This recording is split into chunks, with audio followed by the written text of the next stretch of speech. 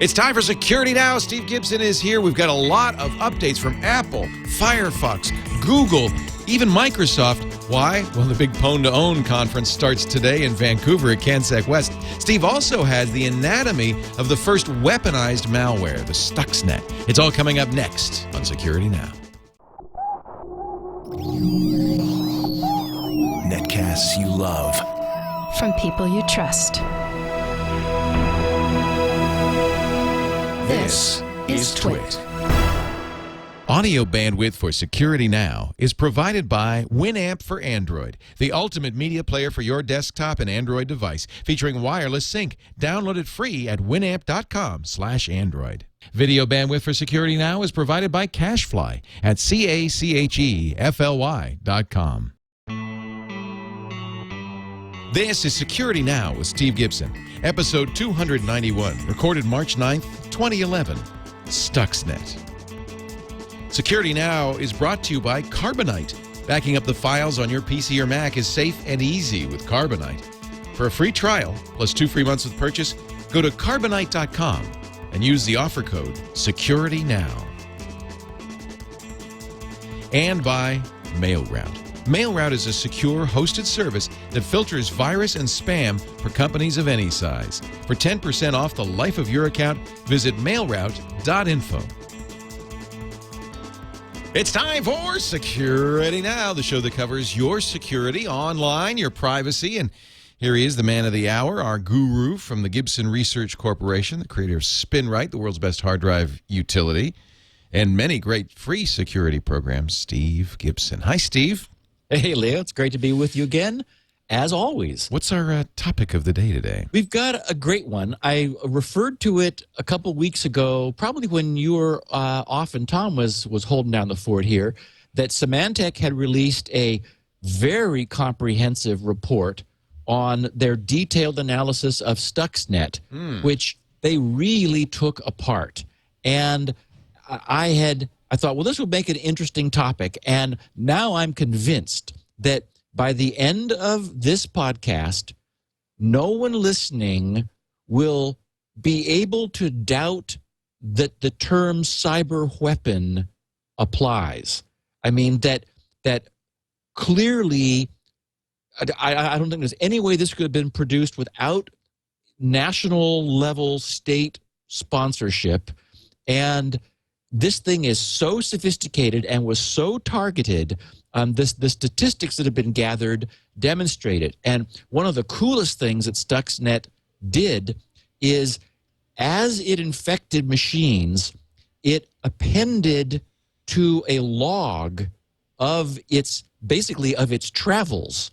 And by capturing samples, the log was Symantec was able to obtain more than 3,000 instances of Stuxnet.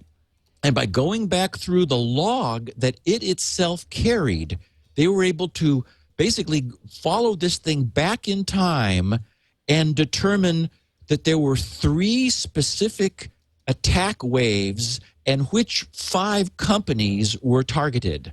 So it's not just like it's, oh, look, it's everywhere. It's, all over the internet, everyone has it. No, I mean, we know exactly how this happened. And it's really fascinating.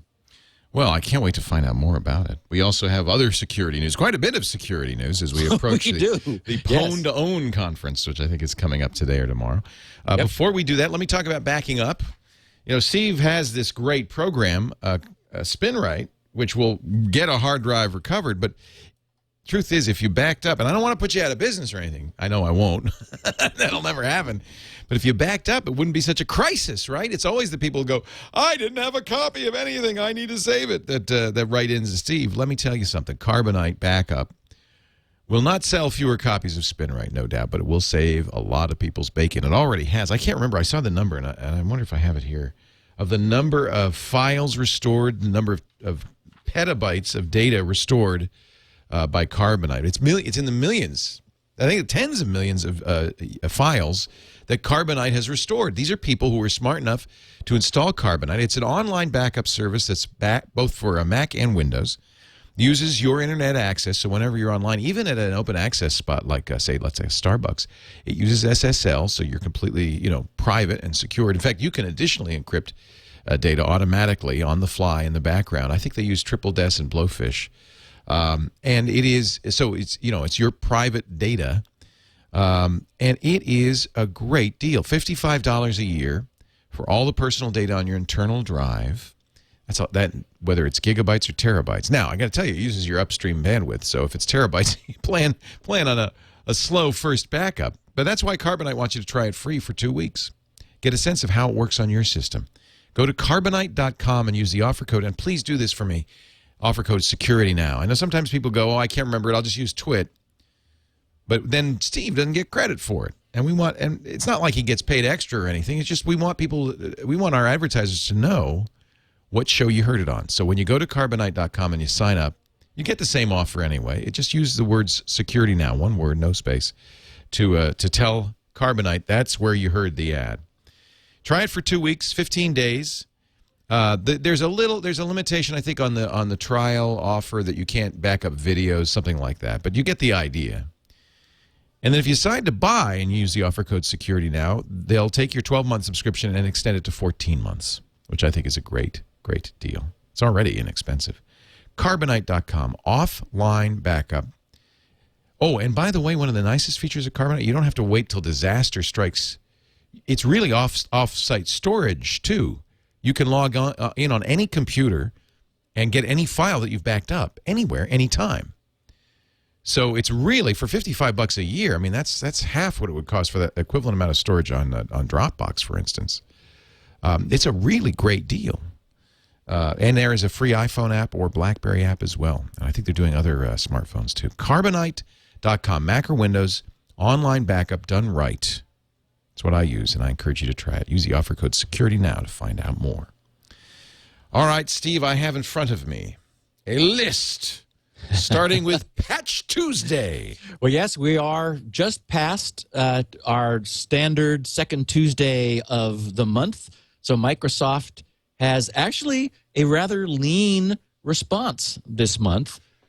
They fixed 4 different vulnerabilities. One, which was critical in their media playback, which affected all the recent OSs, XP, Vista, and Windows 7, such that if you went to a site that had a specially crafted malicious video, it could execute code on your machine.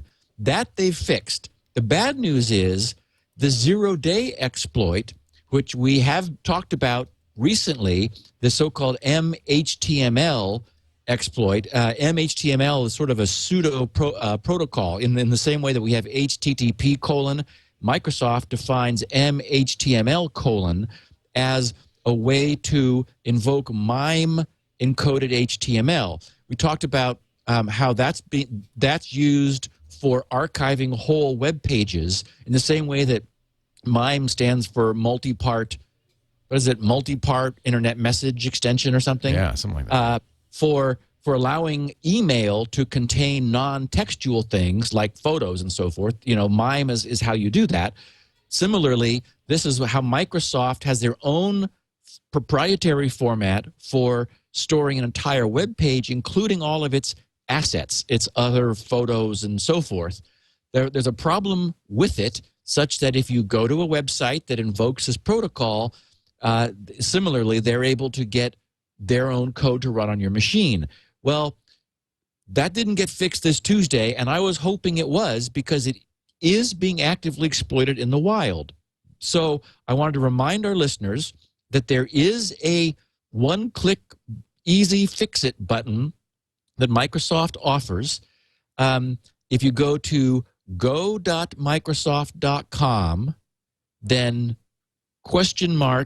link ID equals 9760419. That will take you to this page with the quick fix dealie that just disables that protocol. And probably it's one of those things that's on by default, that's got a problem in it, that if you don't know you need it, you probably don't. So, I immediately went there and just said, I don't need this. I'm turning it off. And had Microsoft fixed it a couple days ago, we'd probably be okay. But like these things, now that it's seen that Microsoft hasn't fixed it, we can expect more exploits to happen. So it's a sit up and take notice to hackers. It's a problem. Yes, exactly. They're saying, "Hey, we got another month, probably. Right. So let's jump on this." So more important to do that. So I don't know what you could Google to get there. It's MHTML exploit, but you can go to go.microsoft.com/?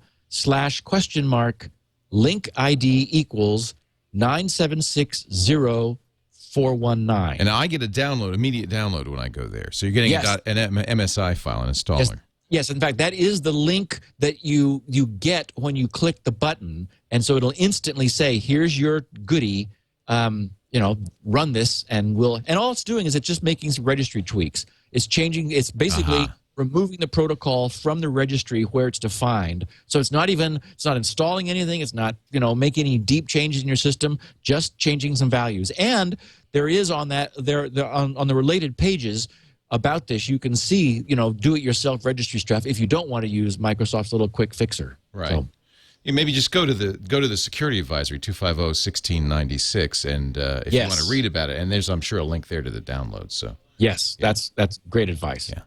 Now, everybody else has in a somewhat of a panic. Yeah.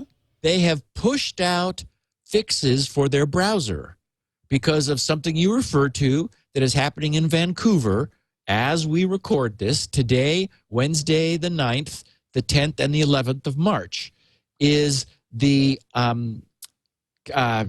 CanSec West. It's the 12th annual CanSec West Security Conference, Canadian Security West Security Conference, happening in Vancouver. First of all, there are a bunch of fun things going on there. In the agenda, one of the talks is SMS Odeth, which I get a kick out of. Also, iPhone and iPad hacking, and stale pointers are the new black. Are some of the topics for the conference.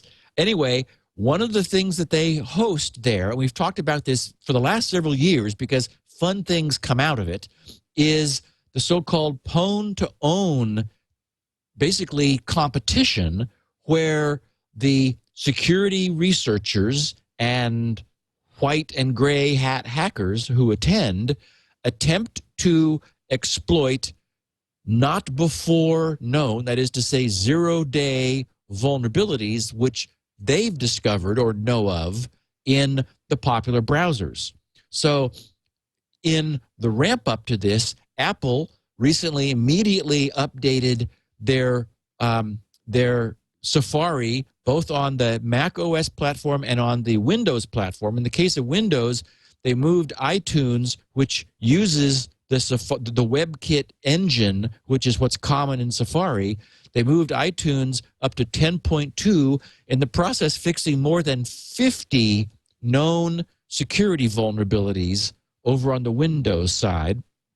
iTunes over on the Mac OS was moved to 10.2.1, also just recently. So anyone using Macs and especially iTunes over on Windows, I don't know if you're not going into iTunes very often, it's worth to get 50 security vulnerabilities fixed. Yeah. You want to bring yourself up to 10.2. Yeah. Even if you don't use it often. Yeah. Exactly. Over on the It's a little deceptive because it's an iTunes update. Yes. And people assume, it's like if you were on the Mac and you didn't use iTunes, you go, I could ignore it. But no, really, it's not. Yes, because it's WebKit that is being brought along, and that's the rendering engine, the layout engine, right, in Safari. And there's all these problems that they know of in font rendering and HTML layout. So even if you don't use iTunes on Windows, if you use Safari on Windows, you have to do this. Yes. Yeah. Yes. And I presume there'll be WebKit updates for WebKit itself and other WebKit-based apps. Chrome is WebKit-based, so that's probably where the Chrome updates come from. Yes. Yeah. Over on the Mozilla side, similarly, Firefox, they brought themselves completely up, completely current. Anything that they knew of that they hadn't sort of gotten around to pushing out yet, before this conference, it's like, we got to, get this out.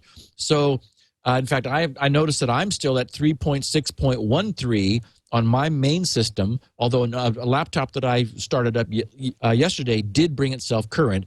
Firefox is now on the 3.6 chain is up to 0.14. If you're still back at 3.5, that's at 3.5.17. But also Thunderbird needs to be brought up to 3.1.8, and SeaMonkey up to 2.0.12. And this fixes a bunch of stuff. Problems in the JavaScript engine, code handling under HTML, style sheets, scalable vector graphics objects, and JPEG images. So just across the board. And as is typical now, these are exploitable by enticing a user to visit a malicious website that then gets your browser to do something it was not designed to do. And lastly, Chrome, always sneaking along as it is. When I fired my Chrome up, it was behind times. And so it quickly updated itself to what is now current, 9.0.597.107. In the process, fixing 19 known security issues. And, you know, Google never talks much about what these are, but we know, for example, that several are stale pointer vulnerabilities. In fact, that was the topic of one of the talks was, remember, stale pointers are the new black.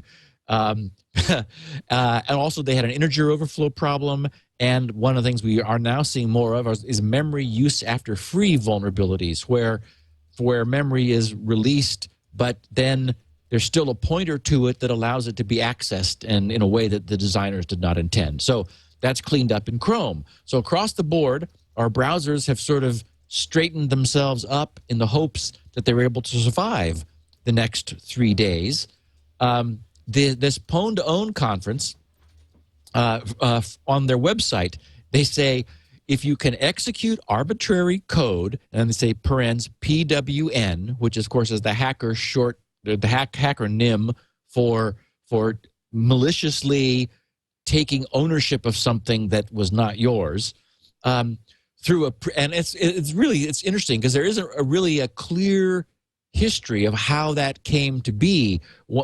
People are assuming maybe it was a typo, since P on our English keyboard is right next to O. Maybe somebody was meant to type own, O-W-N, but they typed P-W-N. They thought, hey, that's kind of cool.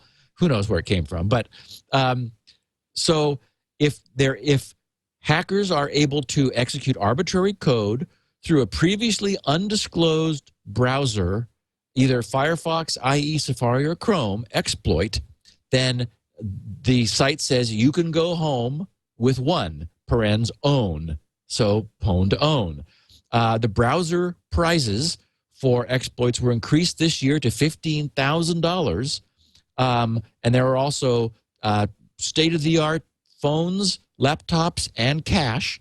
And then Google went a little further, decided to stoke the fires under Chrome, and tossed in an additional $20K for Chrome-specific exploits, which are found. So if anyone's curious, the site is CanSecWest, CanSecWest.com, and the /agenda.html shows the 3 days. Then I'm sure that we will be talking about next week the outcome of these 3 days. The Pwn to Own competition always produces some fun results. It's amazing event, and I think this is a measure of a real success. Is that people are? I mean, they didn't do this in the past, and credit to Charlie White for breaking Safari every single time, winning $15,000 in a Macintosh laptop. I think this finally forced Apple, which has been traditionally pretty slow to acknowledge these problems, to do something about it. It's embarrassing for them. Yeah. So good job. Well, and it is. I'll say again that it's worth noting that Microsoft didn't do anything other than just roll out their regular old Patch Tuesday. But that patch, that HTML flaw, could well have been the one that people wanted to use, right? Yes, and so anyone's disqualified because that's publicly known. So it has to be. Oh. Yeah. So they can't use something that is known. Correct. It's got to be a surprise. So it's got to be something new. That's Charlie Miller. I'm sorry, I said the wrong idea. So Charlie says, by the way, I got something. He says, it's okay. We'll see. It's amazing. I mean, Apple gets pwned almost immediately. In the last few years that I can remember, almost immediately Safari is broken. Yeah, well, I've been studying for the last several weeks JavaScript in greater detail than I ever have before, because I have something that I want to do that has to be done in real time, interactively on the client, and I've gone through all kinds of hoops historically to absolutely not require any scripting on GRC. You know, I have famously the script-free drop-down menuing system, which I created out of pure CSS, just nothing but cascading style sheets. The e-commerce system that I wrote for Spinrite commerce does not even need cookies to be enabled. And it's still, the whole shopping cart system works, and your state is preserved as you go through that experience with no state whatsoever being kept in the browser. But there are times when you need something browser-based, interactive, like Gmail and, gosh, pretty much Google anything, where you absolutely have to have scripting. So anyway, as I've been bringing myself up to state-of-the-art where I can actually write, a substantial chunk of code in JavaScript, I just shake my head. I mean, it's like, oh my God. I mean, the language begs to have people use it wrong and create bugs. The problem is it tries to be simple, but a language isn't simple. Language is inherently complex. And so by saying, oh, look how simple this is, it does seduce non-programmers to try to start using it, and they can get results. But inevitably, they start wanting to do more complex things.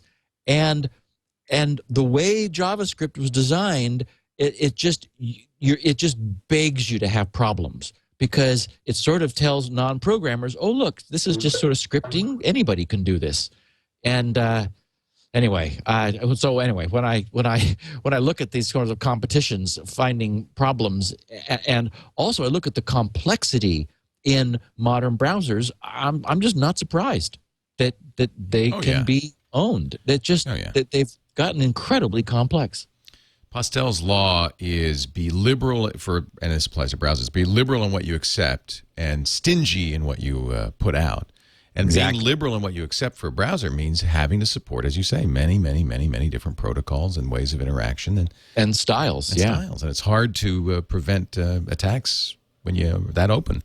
So here's something really interesting, and I don't yet know what it means, but BBC News has reported that as of May 25th, 2011, that European laws dictate that explicit consent must be gathered from web users who are being tracked via cookies.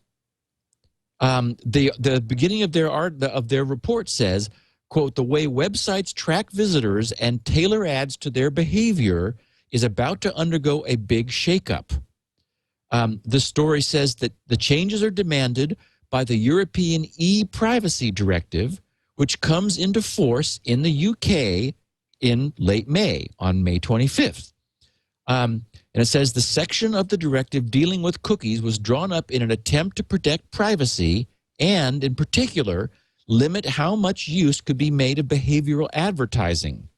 The directive demands that users be fully informed about the information being stored in cookies and told why they see particular adverts.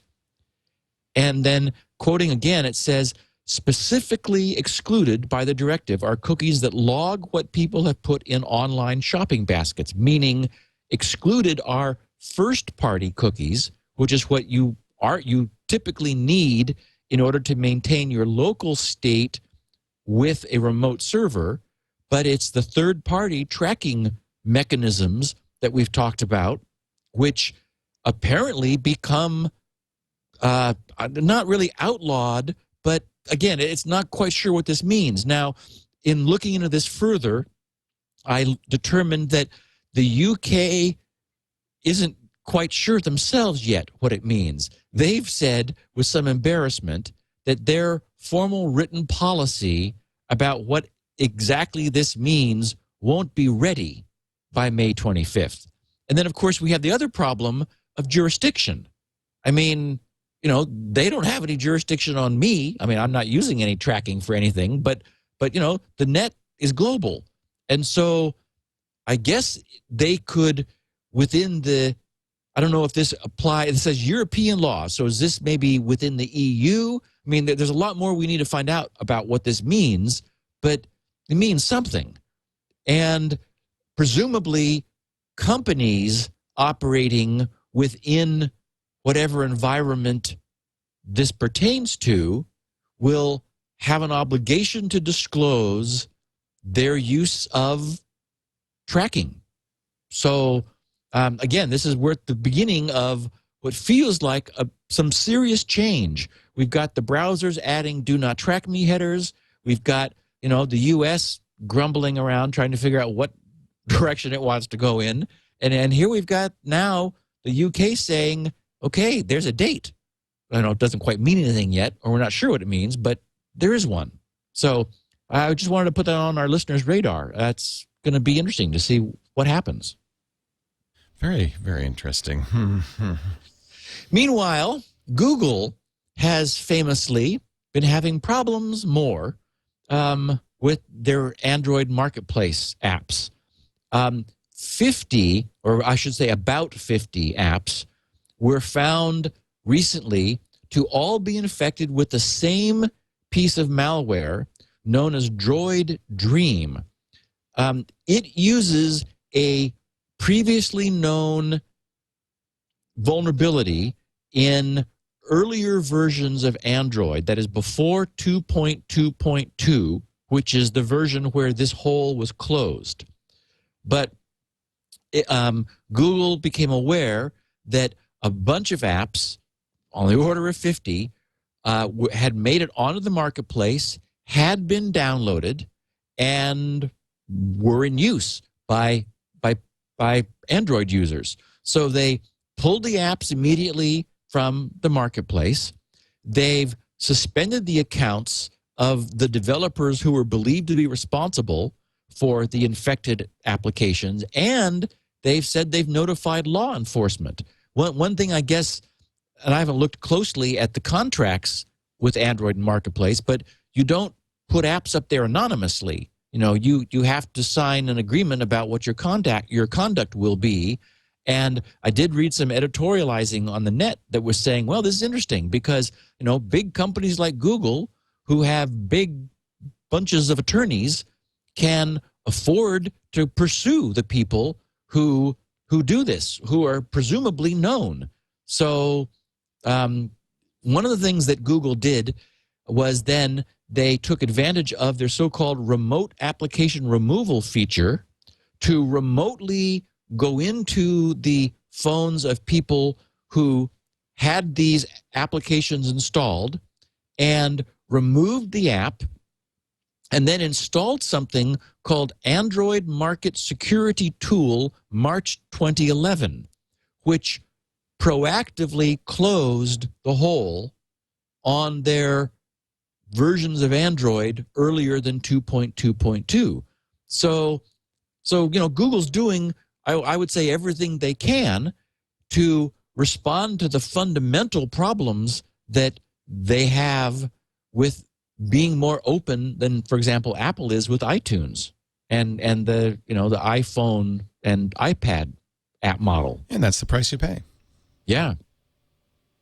So it'll be interesting to see whether if the marketplace developed the reputation of we're really going to know who you are in order for you to submit applications, and we're going to stomp on you hard if you maliciously exploit your privilege of putting applications in the Android marketplace. Well, that might really cool things off there. Exactly. From a malware standpoint. I'm interested to see that they have and use the kill switch. Yes. Now, they had before, back last summer, there were there were 2 instances, I think, where they did it. But this was sweeping. This was much bigger, and it raised eyebrows. You know, there are people who don't like the idea that without user involvement or agreement, Google is able to go in and change people's phone configuration, go in and, you know, remove applications which are bad. I think it's entirely appropriate, frankly, given the level of user, the fact that it's very much like Chrome, just sort of always fixing itself and not making a big deal about it. Google is saying, look, you know, there's problems, stuff's going to happen. We're just going to fix it, you know, as best we can when we know about it, and move on. So I would, you know, I think if polled, you're going to have some, you know, curmudgeon-y people who dislike it sort of on a conceptual basis, but I would imagine 99.99% of the people who have Android are saying, hey, fine. If there was something bad on my phone, I'm glad Google came and took it away. Yeah, I think the kill switch is just, I mean, look, this is an internet, this is not your personal computer. It's a computer, but it is a computer on a larger network, and there is a certain responsibility. I hate to see that on PCs, but I think on phones, I think it's understandable, especially if they use it appropriately. Yes, you're inherently connected. Yeah. So here's a weird thing. Okay. And I don't quite get this, but Microsoft is actively working to discourage the use of IE6. Now, that's good, actually. Well, it's very good, but it's like, okay, first of all, I'm not sure how they're going about that, but they've created a site called the IE6countdown.com. And you should go there, Leo, while we're talking about this. Okay. So it's www.theiE6countdown.com. You got to have scripting enabled, otherwise it won't count down for you. It shows it 100% in the upper right-hand corner. Oh my! But so that's what you're looking at, and what our listeners will look at when they go to the IE6countdown.com is a map of the world showing the continuing use against all odds. I mean, you know, we have 7 and we have 8 and we almost have 9. But look at this, and China. It's like yes, huge. What is that? 59% or 5.9%? I can't understand. 34.5% of IE use in China is still IE6. Wow. Which does make you wonder, you know, why they're not getting their security updates. Right. Of course, we know that this pirated software is what pirated software doesn't get updated, right? Yeah. So it's IE6. It's now 10 years old. It's been a decade, and its use is enduring. And it's interesting because in the text down there in the lower left, Leo, that you can see it, they're talking about if only people would stop using IE6. You know, good for Microsoft. I think that's great. Except it's their fault that it's not standards compliant. I mean, what they're saying is if you'd stop, if only people, I mean, I agree. It's nice that they're doing it now, that they have standards, a much more standards compliant browser. I've been reading, because I've been studying JavaScript, about, you know, the history of Microsoft IEs. For example, their event model still isn't the W3C standard. They've just done it their own way, and they're just thumbing their nose at everybody, so that anyone who's programming JavaScript has to special case just for IE, because IE is still the dominant browser on the planet. Wow. But so here's Microsoft saying down there in the lower left, please, if everyone would stop using IE, then web developers would have an easier time, because of course IE6 is like much worse than 7, 8, or 9, which have been progressively getting better. Not just better in security, and that certainly is the case. I mean, and it's like in the middle there, it says, friends don't let friends use IE6. I mean, so Microsoft is really, I didn't even know this was their site initially, but, you know, I do take my hat off to them. So in China, 34.5% are still using IE6. In India, the number is 12.3. Saudi Arabia next lower at 10.7, and Japan next lower after that at 10.3%. So I looked at my own stats because I track browser version sort of out of curiosity. Interestingly, IE5 still is not completely zero for us. In the last week, out of about 70,000 unique visitors, 0.07% of them are they came to GRC with IE5. 2.87% came with IE6. And I'm proud to say Firefox users by far outnumber all other users. Firefox 3 is the most used browser at GRC, above even any version of IE. So, people who come to GRC know what they're doing. Yeah. And I've seen that on my own pages too. I mean, it's not our audience we have to worry about. Right. So Adobe released something odd. It's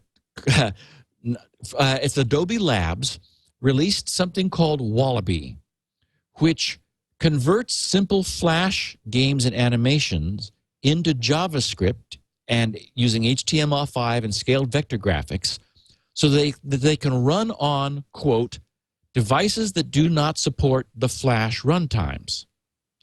And, of course, we know what those are. There aren't many of them.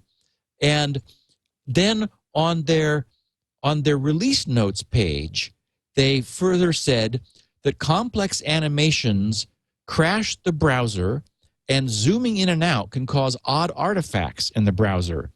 They said Wabby is delivered as a 32-bit application for Windows and Macintosh. So what this thing is you give it your Flash project written in ActionScript, which is the Flash scripting language, and the various Flash resources, and this thing converts it into a WebKit compatible HTML5 and script. They said Wabby is designed to emit HTML5 files compatible with WebKit, and they made that in bold on their release notes, based browsers. The only, again in their bold, supported WebKit browsers at this time are Chrome and Safari on OS X, Windows, and iOS, the iPad, iPhone, iPod. Because Wabby uses WebKit-specific animation primitives, animation will not work and has not been tested on other browsers. So it's WebKit-specific converter of Flash. And I've seen a lot of criticism about it out on the net because it has lots of problems. You just can't give it your current Flash project and have it work, because and on their release notes page, if you scroll down, it's labs.adobe.com/wiki/index.php/Wabby and then pound release notes, but that'll just be release notes section of that Wabby page, which is where this can be found.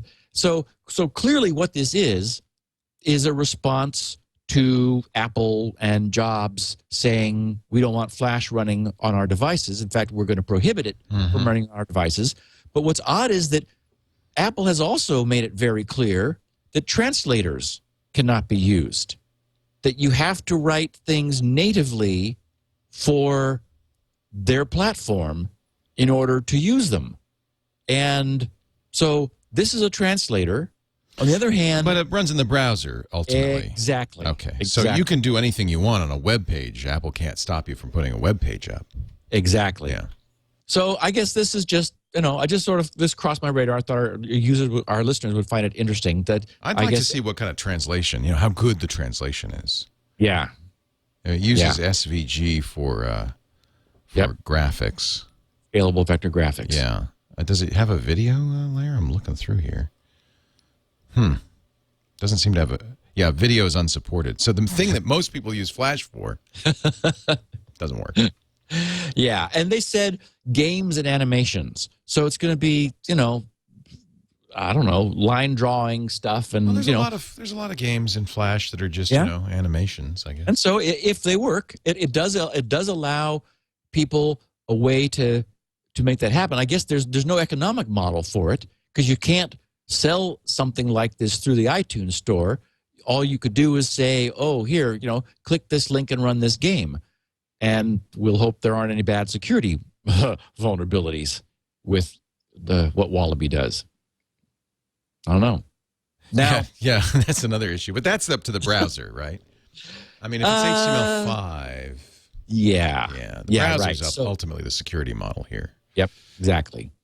So 2 conflicting reports have come out in the last week, which, based on the number of people who sent me links and tweeted to me about it, generated a lot of interest.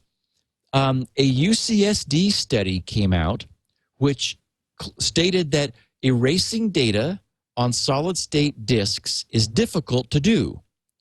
They performed some experiments where they took a bunch of various manufacturers' SSDs and USB drives and wrote patterned data on them so that they could sort of track the data by sector, and then erased the data and tried to do a secure erasure, like an overwrite erasure, and then went in to the flash ROM chips themselves and found, as I remember, on the order of 10% of the data still survived.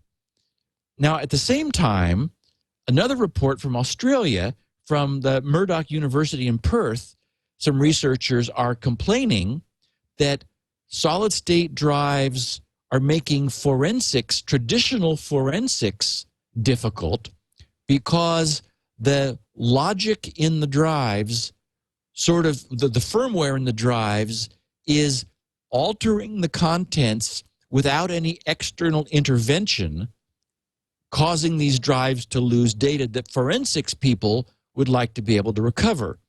So I've decided, since there was so much interest that has been expressed by our listeners, that I ought to dig into this stuff and what these researchers have done and cover it in detail in a podcast. So I wanted to let our listeners know that I'm going to, the issue of this secure erasure from SSDs.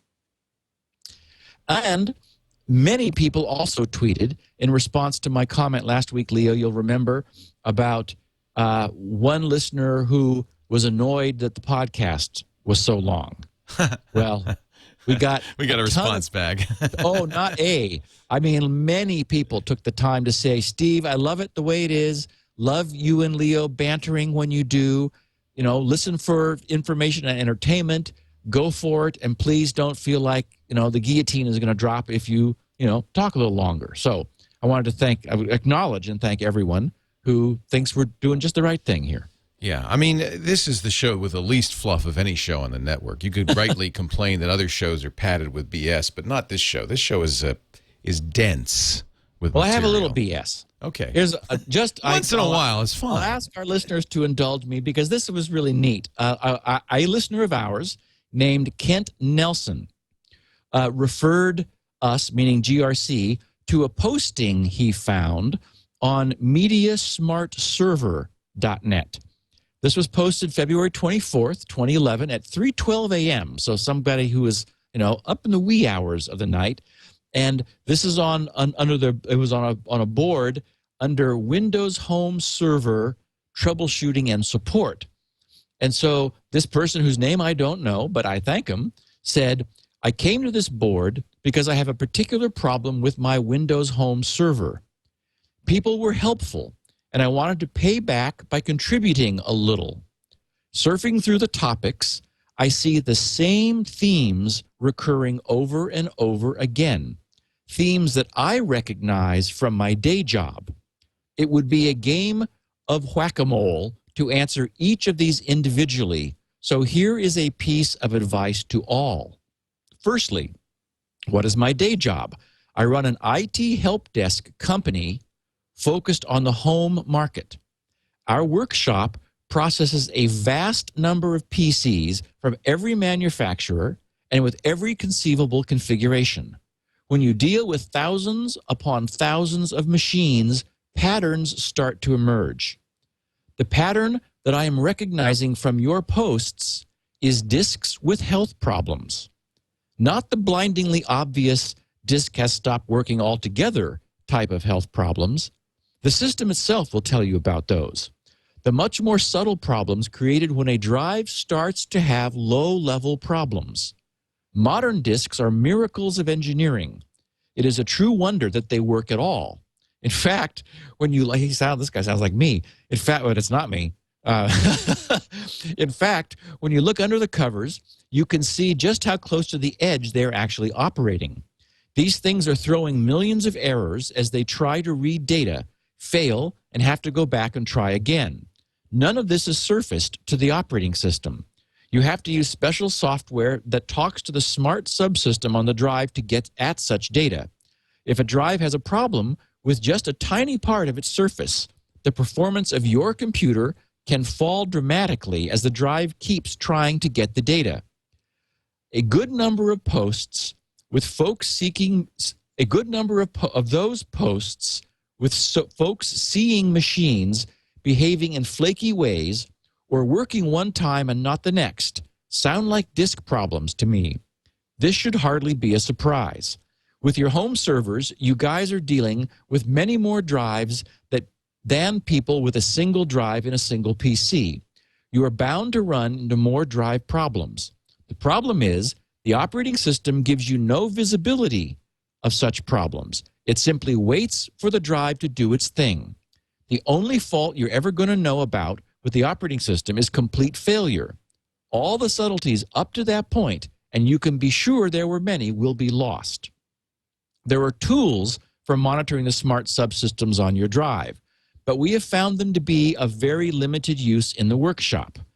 I only know of one tool that really goes to the depths of the drive and corrects these faults. It's called Spinrite. And he says, parens, www.grc.com.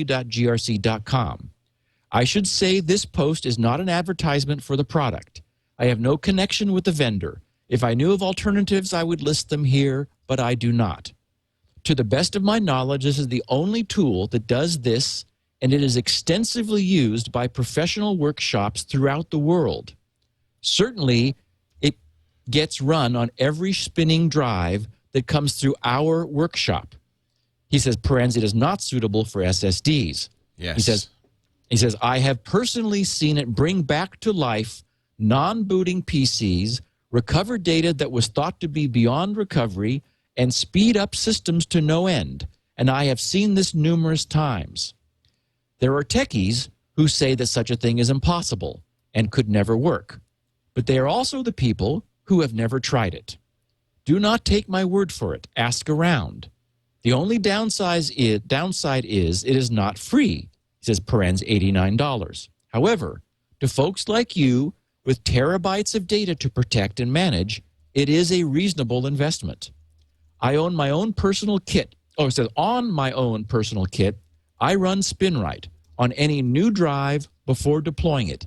Then again, after each 6 months of use, I get longer life and much lower failure rates.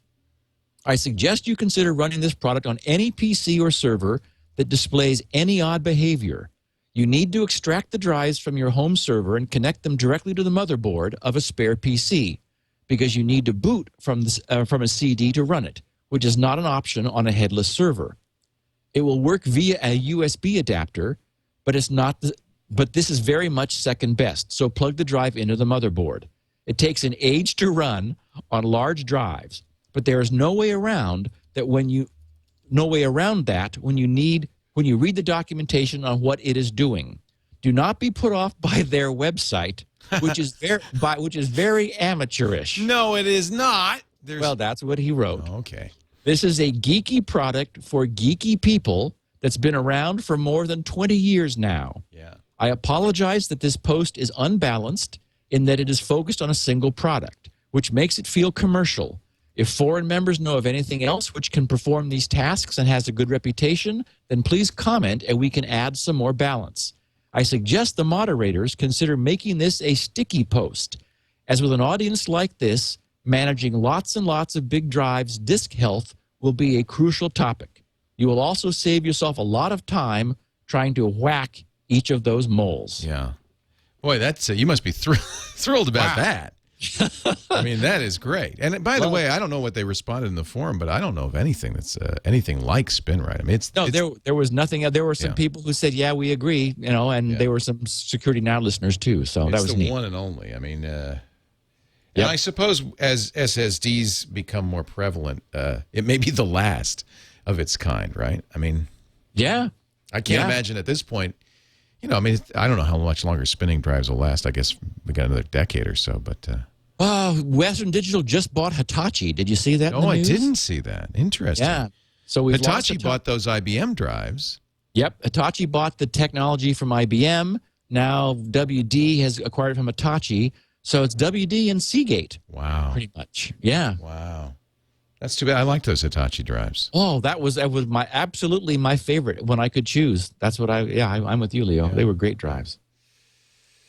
So let me mention real quickly, and then we'll get into our subject today, Stuxnet. Ooh, boy. Can't wait to talk about that. But right now, let me just quickly, and I'm going to do this very quickly because I know you've heard the story.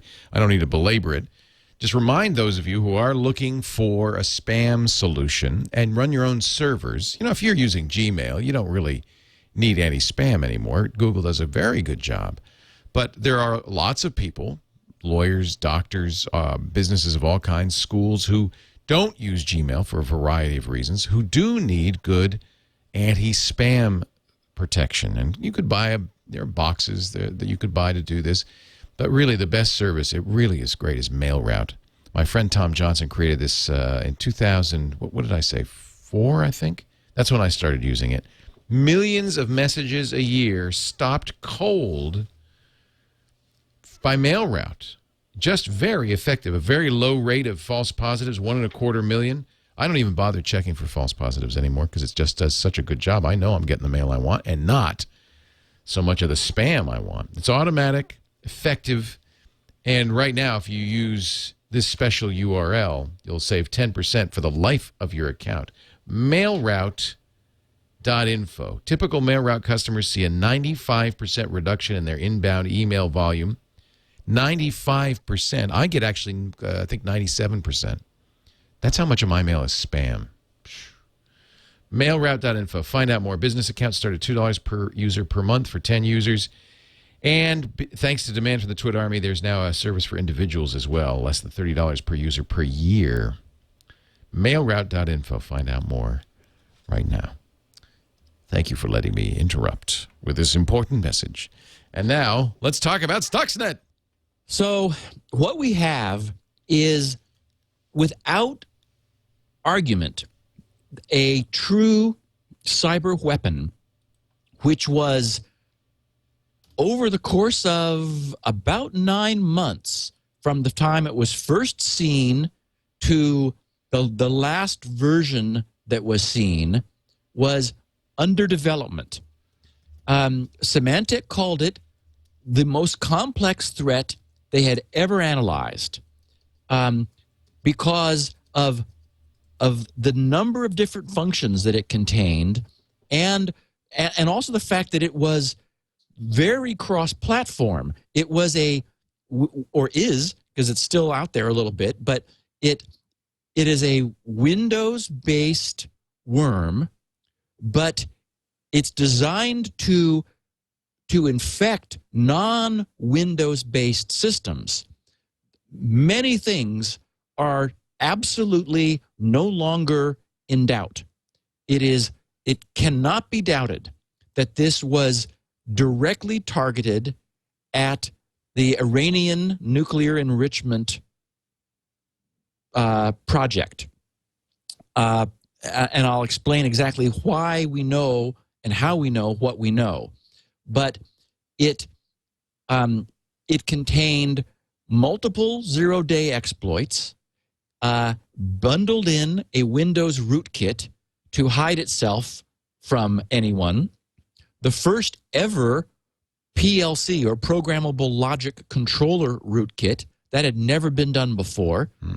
It incorporated antivirus invasion techniques that I'll detail in a minute, where it literally looked to see what AV tools were in the system and knew how to get around them by version number. Oh, wow. That's, talk about targeted. It had, well, and what that means is, think about it. It means the people who developed it ran it again in these different AV environments and watched the AV tools capture it. See, because one of the things it needed to do is it was trying to remain hidden. So, for example, after it replicates itself 3 times from a USB stick, it removes itself from the USB stick. Oh, wow. So to minimize the chance of discovery, it figures, okay, I spread onto 3 new systems, me, the USB stick, so I'm going to now, Stuxnet sees that because it's logging and recording what it's doing, and then it deletes it from the USB stick so that someone later wouldn't see it and wonder, whoa, wait a minute, what's this? So, I mean, it's all of this stuff. It's got process injection and hooking code that allows it to insert itself in other processes in the machine, an array of network infection techniques, including a peer-to-peer technology that allows it to spread within local area networks, and a command and control interface.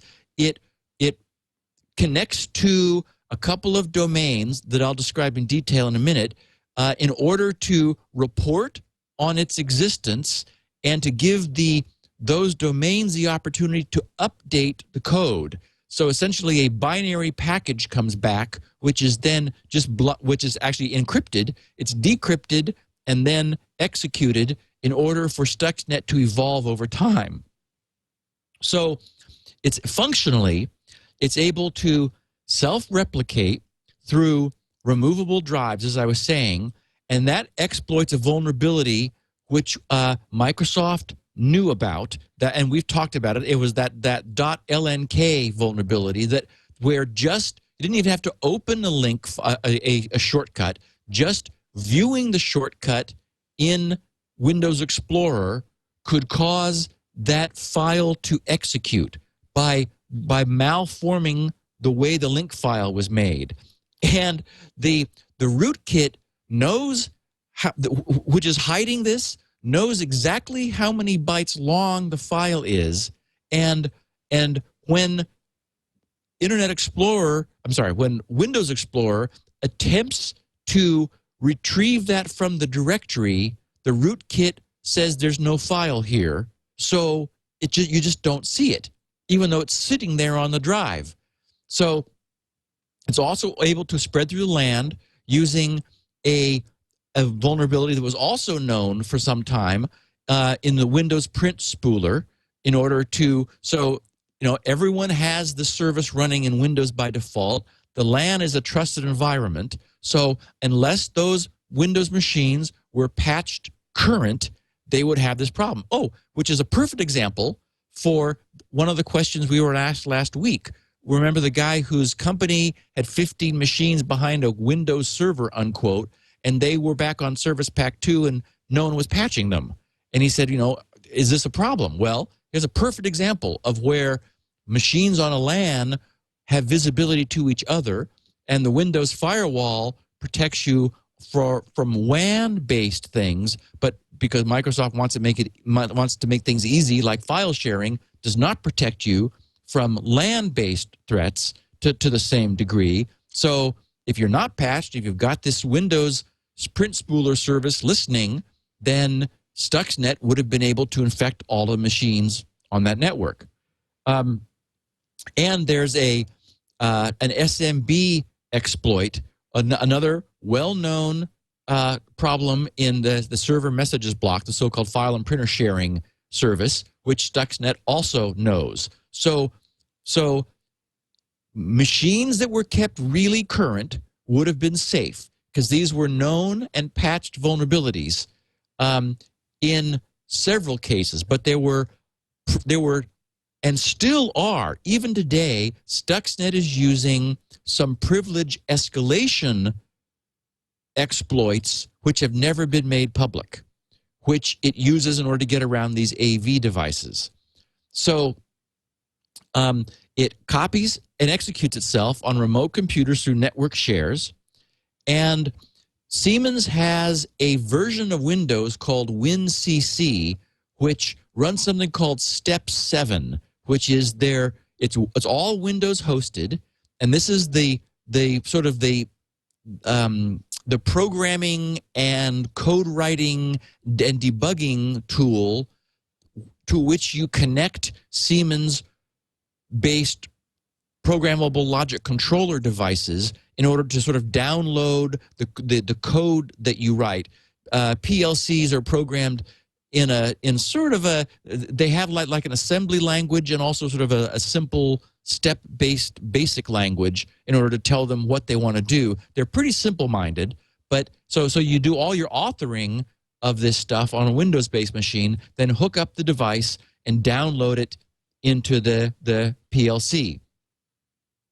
Stuxnet is able to update itself through this peer-to-peer mechanism. So through using remote procedure calls, RPC, Stuxnet sets up a server when it installs itself when it infects a machine, and then sends out a broadcast for any other machines to see if they are of a later version, and if so, they share their updates with older versions of Stuxnet. So it's constantly keeping itself up to speed. And it exploits a total of 4 unpatched Microsoft vulnerabilities, 2 of which have never been disclosed publicly, as I mentioned before.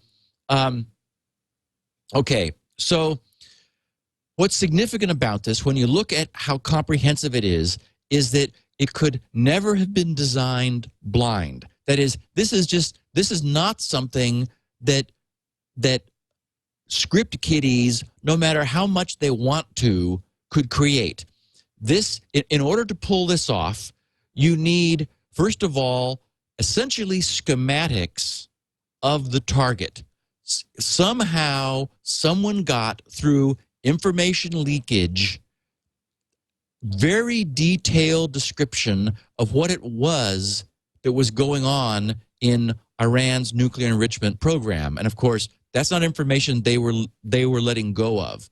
We know that because the targeting side of Stuxnet only fires when it sees a specific configuration of frequency converters tied onto this programmable logic controller, which matches the fingerprint of what was going on in Iran.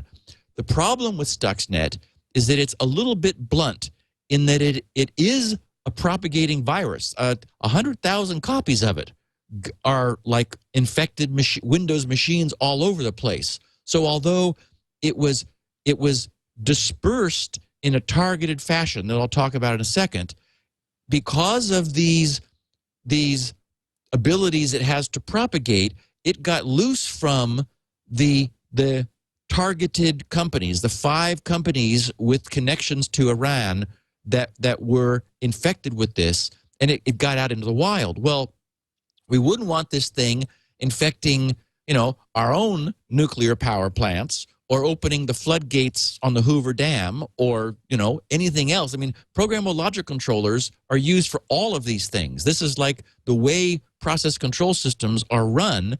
And so you don't want to let something loose that is this powerful that is going to misfire. It's like weaponized anthrax. You've got to have some sort of protocol. Yes. And so what that meant was that the designers of this thing had to know exactly what it was going to find if it could get in to the enrichment plant. They had to know exactly what was there. So because there were versions of it all over. I mean, it was found in thousands of other Siemens systems. So this thing, this upset a lot of people who. Oh yeah. Yeah, because this got into many of these Siemens PLC systems, but because the equipment that it found connected to the programmable logic controller didn't exactly match what it was designed to find. They didn't do anything malicious in those cases, thank goodness. But so you have to know exactly what your target is, and then, as I had mentioned in a prior podcast, as information began to come out, I remember saying to you, Leo, a few months ago, somebody had to actually have this equipment. You called it totally. You had to set it up. You had to. I mean, you don't just write code and say, "Well, hope this works." I mean, all of this had to be prototyped. So you had to have frequency converters and basically mock up what is in Iran in a lab somewhere in order to write the code to make this go. So basically, as Symantec put it, a mirrored environment had to be created in the lab. Also remember that this thing, in order to work, it needed to get into the kernel in order to set up a rootkit to protect itself. It needed to have digitally signed drivers. And we know where they came from, remember? Wow. They came from Realtek and J Micron, two companies in the same industrial park, the same physical location. So it is believed that some agent broke in to and physically compromised those facilities to steal their private keys for their credentials. Wow. There's a novel here. I know. I mean, what a book. It really is. I mean, this is real. You couldn't. I mean, this is it's incredible. So some agent, covert, undercover, in the middle of the night. Wow. Went into Realtek's Semiconductor and J Micron and did whatever had to do to get their private digital signing keys and made off with them so that the drivers could be signed for this to all work. So, I mean, so there's so many facets to this. Now, the problem with these PLC-based machines, these programmable logic controller authoring machines, is it is understood that security is a concern. So they are never directly connected to the internet. So the designers of Stuxnet understood that they were not going to infect the machine. But think about it. As a consequence of not being connected to the internet, you have to get data in and out of them. So it's thumb drives, which is it's the infection vector. Right. If you're going to have a standalone machine because you're worried about security, well, you're going to use thumb drives. And so a lot of attention in Stuxnet is paid to infecting removable drives, protecting their contents, keeping the contents invisible, and it is believed that essentially that strategy is what worked. That machines that were connected to the internet got infected with Stuxnet, and then in the normal course of transferring data, updating files, here you've got this machine running your nuclear enrichment facility, and you're all proud of yourself that it's not on the internet, so nothing can get to it. Yet, there's a new version of the PLC software. So you download it over on this machine. Oh, boy. Load it onto your thumb drive, and then bring it over to the not on the internet PLC, Iranian enrichment plant controlling computer, and bang, that gets it infected. Wow.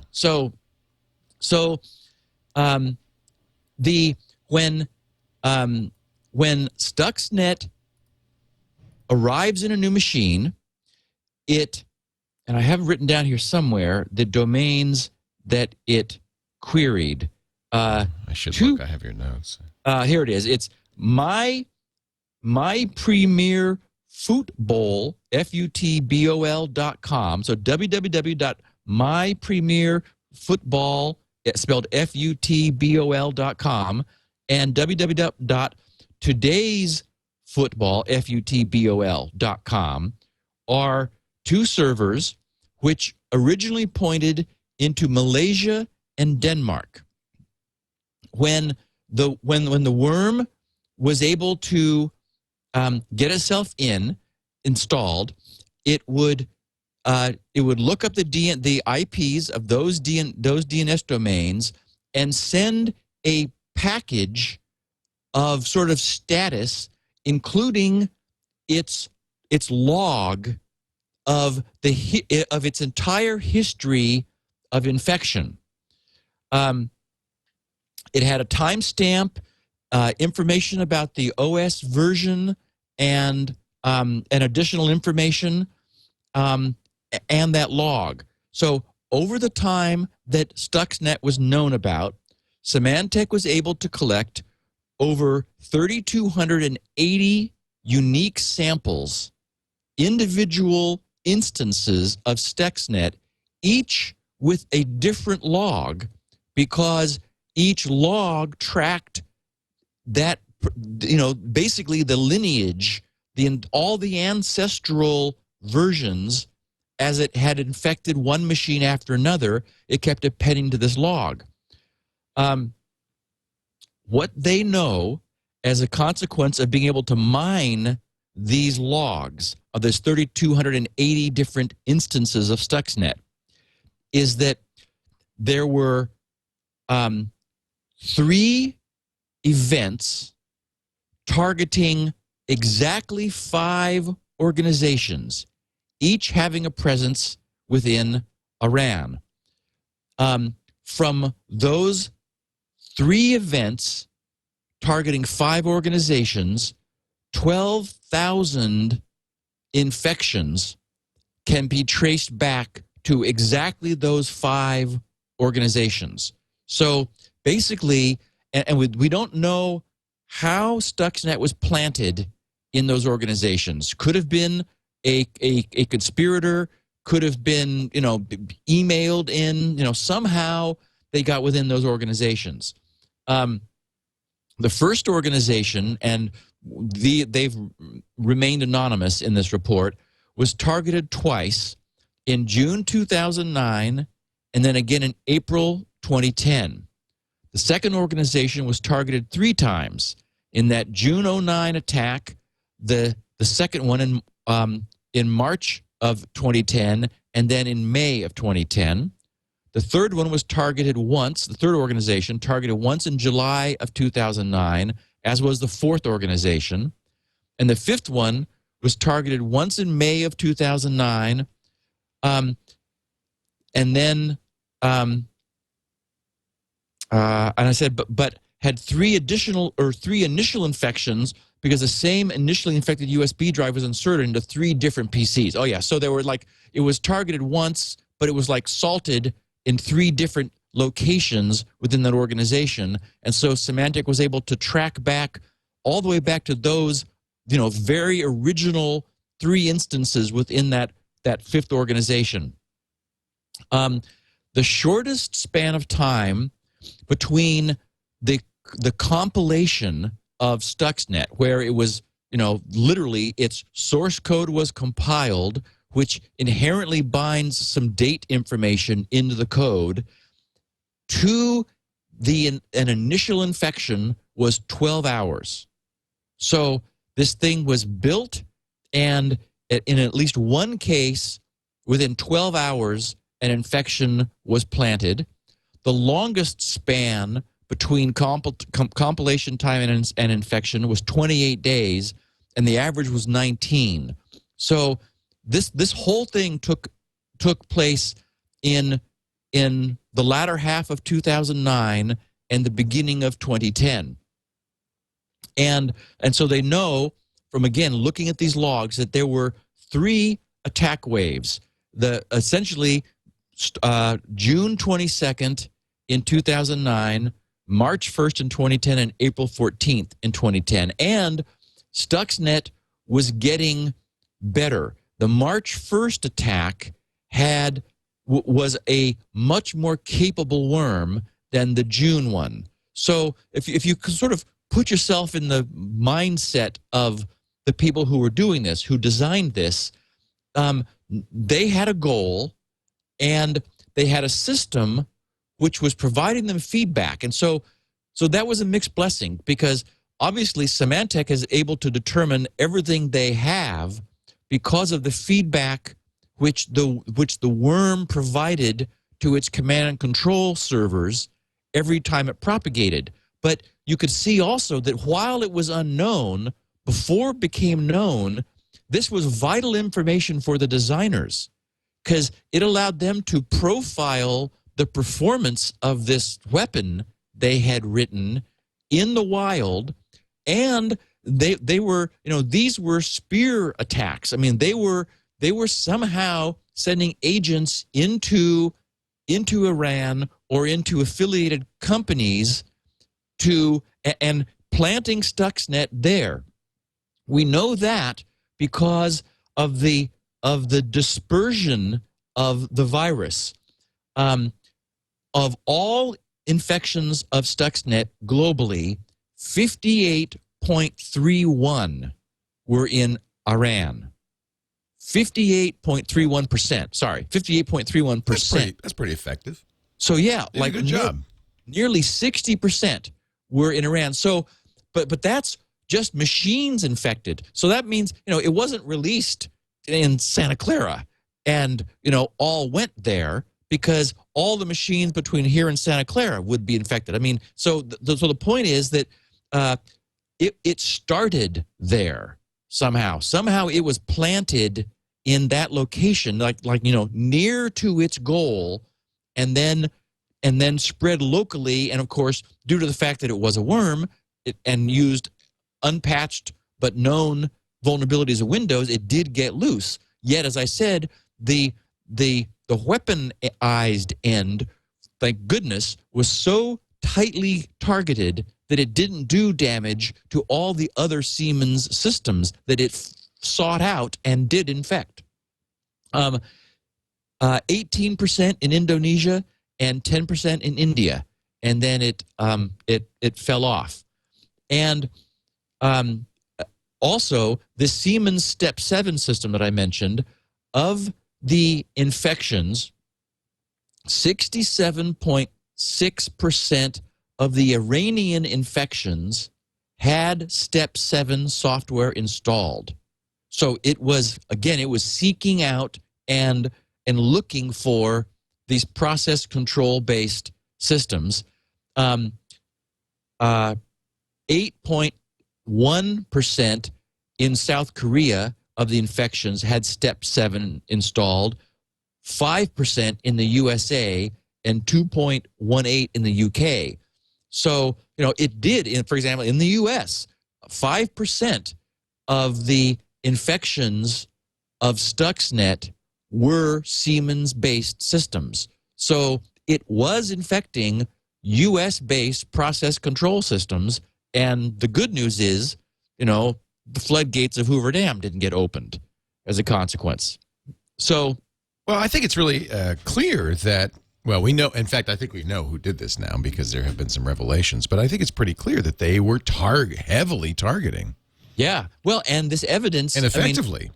And see, and what I guess what I find so interesting is that if you really take advantage of the information coming back to you, you can, as you said, Leo, this is a plot. I mean, we can work out what had to happen in order for this result. I mean, in order for the drivers to be signed with good driver certificates from two innocent companies, somebody had to go and break into them and get their private keys in order to sign the drivers. Stuxnet, the virus, is aware of Kaspersky KAV version 6 through 9, the current McAfee products, Antivir, Bitdefender, eTrust, F-Secure, Symantec and Symantec Common Client, ESETS, Nod32, and Trends PC Cylon. It has code in it to specifically see that those products are in the system. And remember, one of its priorities is stealth. It very much wanted to get its work done before it was being found. So what it did was it would look in the system to see if these things were present, and if so, it would look at the exes to determine the versions, and had version specific behavior. So it was designed to go underneath the detection. And in several cases, it did that by using either one of two, because it ran on all versions of Windows XP through Win 7, not earlier than XP. It used vulnerabilities that had never been published for getting admin privileges if it was not running with admin privilege, and use those in order to play some kernel level hook games in order to install itself into processes in a way that would not be detected by these intrusion detection systems that were designed to detect exactly this behavior. The rootkit that it installed, even with these tools, with these AV systems in place, it was able to install a rootkit robustly and reliably, and filter the API calls that Windows was making to the kernel, such that if a file with a .lnk extension was going to be enumerated in a directory search, and the file was 4,171 bytes long, the rootkit would just remove that from the listing, because the malicious link files that Stuxnet used were obviously 4,171 bytes long. And if a file was named .wtr, then 4 digits .tmp, whose file was between 4K and 8 meg, but the sum of those 4 digits modulo 10 was 0, then that file would also not appear. And why would that? I don't understand what that's the point of that is. And so this was Stuxnet needed some flexibility in having in its payload, so the link files wouldn't be seen, but it needed other files from time to time that it might need to hide.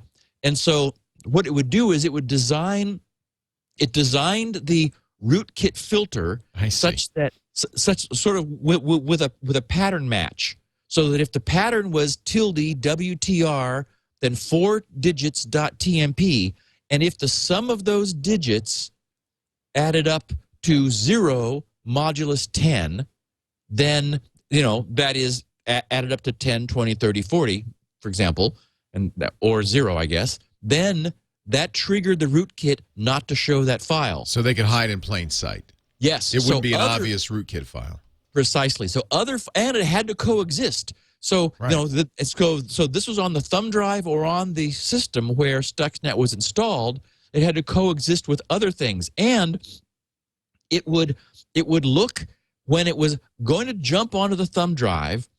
It would verify that the drive had not just been infected by comparing the files with the current time. It would verify that the infection source was less than 21 days old, meaning that after 3 weeks, it expires. Yes, it would stop trying. It would cool. It was just brilliantly designed. So the point is, it was trying to not get discovered. So it gave itself 3 weeks on a given system. It gave itself 3 weeks to infect all the drives it could, and after that point, it would go silent, and just not do it anymore, because it figured, hey, if I haven't done it within 3 weeks, then and who knows what the developers knew about the protocol being used in Iran's nuclear enrichment facility. They might have known, for example, that something happened every 2 weeks or every week or something. So if they were able to get onto the machine that was one step away from the machine doing the development and controlling the programmable logic controller process control stuff, if they could get to that machine, then they knew that like there would be some thumb drive based communication between those two within 3 weeks, and if not, then they're just not on a machine where that's going to happen. Sounds like they really knew not only what they were doing, but where they were going to be. I mean, this was so clearly targeted. Yes, and the thumb drive, had to have at least 3 files and 5 mega free space, because you wouldn't want to, run into, I'm sorry, you don't have enough room on your drive to hold our rootkit and our Stuxnet virus. So one of the files, WTR4141.tmp, and if you think about it, 4141, that adds up to 10, which is 0 modulus 10. It was sort of like the advanced guard that was a small bit of code that hid its companion file tilde WTR4132. And again, 4132, that sums to 10, so that's 0 modulus 10, and that contained the entire Stuxnet payload that jumped over onto the thumb drive. When they finally got there, one file, which was a DLL on this Step 7 PLC programming computer, the DLL was S70TBXDX.DLL. That got renamed to, instead of the last characters being XDX.DLL, it got renamed to XSX.DLL, and a replacement S7OTBXDX.DLL, which was the PLC rootkit, it was installed. So essentially, this DLL that it's very comprehensive. It has like 140 different, what Microsoft calls exports. Those are like functions that the DLL can offer. The replacement file didn't duplicate all of those. For almost all of them, it simply forwarded those calls to the fake DLL to the real one, because it knew what it had renamed the real one. So when 135 of those different functions were called, it handed them off to the original DLL to work correctly. But the few that it needed to alter allowed it to intercept those functions on their way to the Siemens programmable logic controller and essentially add its own code to the code that was being downloaded and arrange for that code never to be visible, never to be seen.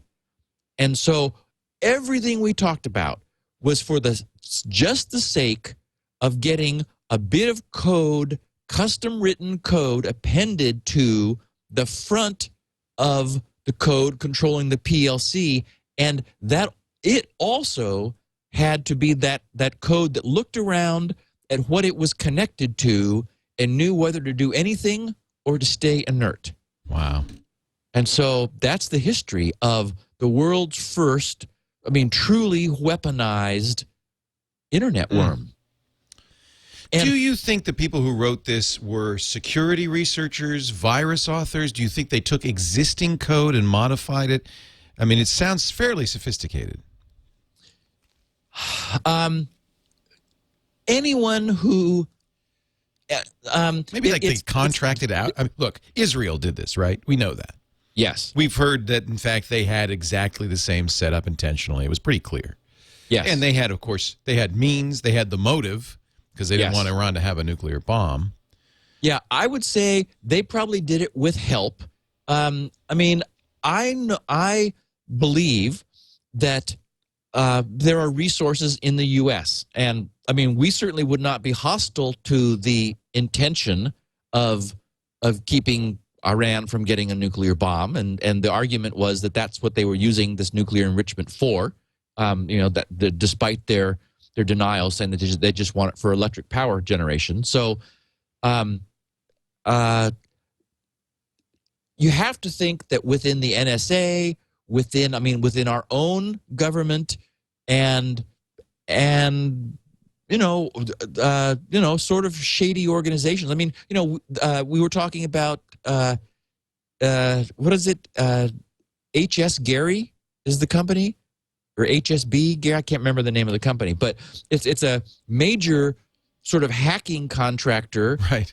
That this is what they do. Organizations in Washington use to for their own purposes, and it was those guys who created a device, a FireWire device, that allowed the guts to be sucked out of a computer, just plugging it into the FireWire port. It did DMA and copied the contents out, and that came from that company. So there are even commercial organizations, it's where our tax dollars are going, that have this kind of competence and are able to participate in projects like this. And, Leo, how many times in the early days of this podcast, like episode 2 and 3 and 4, yeah, when we were looking at sort of interesting Windows viruses and worms and things and commenting, isn't it nice? I mean, and aren't we really lucky that they're not malicious? Right. So many of these things, and I scratched my head. It's like, why? Okay, I'm glad that they're not doing bad things, but why not? Who's going to all the trouble of creating them and just to sort of have them float around out there? They're practicing. But that's what they did. They just floated around out there. I think, remember the very first virus was written by that guy Morris. The Morris worm. The Morris worm. Just to see what would happen. Yeah. He wasn't malicious. No. It escaped. And it really hurt his reputation a lot. Yeah, his father was a very famous security guy. Exactly. But and so I think that some of this in the early days was just people, hackers are curious. And I could see how tempting it would be to say, I could create something that would spread itself. Wonder what would happen. And just do it. I can understand that. And within the white hat community, we still hear echoes of, well, boy, why can't we write a disinfector worm? Yeah. It's like, yeah, remember that? I know you want to, but sorry, even if you're, altering someone's machine and you think that's a good thing, you're doing it without their permission. Well, and I think ultimately, while it sounds like Stuxnet was pretty carefully crafted not to do harm and was very specifically targeted, it's still a bad idea. Yeah, and Leo, imagine if it had misfired. Right. Imagine if there had been literally collateral damage from the thousands of Siemens computer systems. Right. I mean, it went in and it replaced a DLL. I mean, we depend upon these process control systems to run big plants. And it was in there replacing a DLL in order to get access to the programmable logic controller to then go add code to it and hope that it didn't do the wrong thing. I mean, it was gutsy. Look, we know there is no such thing as perfect code, and we also know that programmers have a little bit of hubris, and there's probably not a programmer alive who thinks he can't write perfect code. Yeah, if challenged, and not one alive that ever has. Yeah, if it was that easy, anybody would do it. What a great subject. Show notes, as always, are on Steve's site, grc.com, and I put the show notes in our Twit Wiki every week. It's the one show I actually do that because you have such good notes. I always make sure they're in the wiki at wiki.twit.tv. You can get 16 kilobit versions of the show at grc.com. Steve has transcripts, too, which is really great. And this is the kind of show that I could imagine a college class or somebody's teaching security might very well want to get people to listen to or read because it's so interesting. John is asking, was there an Easter eggs in Stuxnet? Actually, I skipped over that, but there was? Yeah, well, there were some odd things. Like there were some codes which, if you took it to represent a date, was the birthday of somebody famous in Iran. I mean, it was those sorts of things, really subtle. And in Symantec's report, they made a point of saying, look, you know, this is what Wikipedia says about this. I mean, about this particular collection of characters. But remember, the people doing this would have strong reasons to be pointing fingers to someone else. So you absolutely couldn't take that as ego out of control, but rather just additional subterfuge. Red herring. It could be a red herring. Precisely. Wow. Oh, I want somebody to do some intrepid journalist to do the research on this and write a book. What a fascinating story that must have been. I don't think we'll ever know. Because I mean, it really. Oh, thank goodness it didn't misfire, Leo. As I really came to understand what this thing was, I was thinking, oh goodness. I mean, this was potent. Well, I can guarantee you, in future Security Nows, we'll be talking about worse. Absolutely, well, sad to say. We'll be here. Yeah, 291 episodes in, and no sign of stopping. Steve Gibson, he's a machine. Visit grc.com for your copy of Spinrite. You've got to have it. If you've got a hard drive, you've got to have Spinrite. And, of course, if you've got questions, we do a feedback episode every other episode, and now's the time to go to grc.com/feedback, ask those questions. Maybe you'll get included in the next week's episode.